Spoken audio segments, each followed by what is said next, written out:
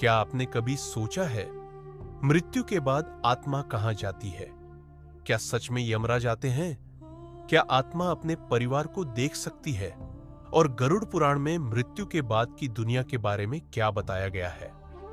आज की इस वीडियो में हम जानेंगे गरुड़ पुराण के वो रहस्य जो मृत्यु के बाद आत्मा की यात्रा के बारे में बताते हैं। गरुड़ पुराण के अनुसार जब मनुष्य की मृत्यु होती है तो शरीर समाप्त हो जाता है, लेकिन आत्मा कभी नहीं मरती। आत्मा शरीर छोड़कर अपनी अगली यात्रा पर निकलती है।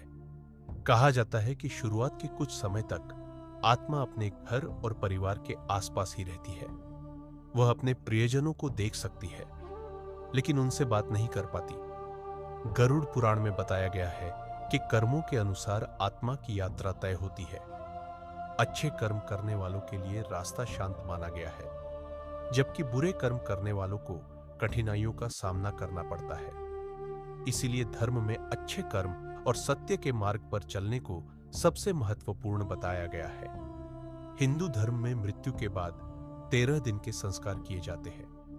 मान्यता है कि इस समय आत्मा धीरे धीरे अपने पुराने जीवन से अलग होती है। इसलिए इन दिनों प्रार्थना, मंत्र और शांति पाठ किए जाते हैं। गरुड़ पुराण सिर्फ मृत्यु का डर नहीं सिखाता, बल्कि यह बताता है कि जीवन कैसे जीना चाहिए।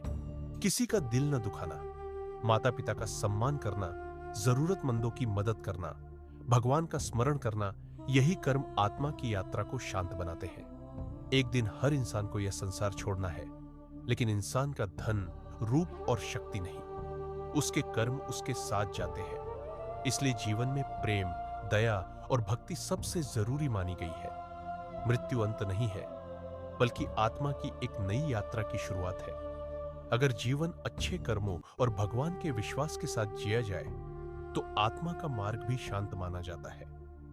जय श्री हरि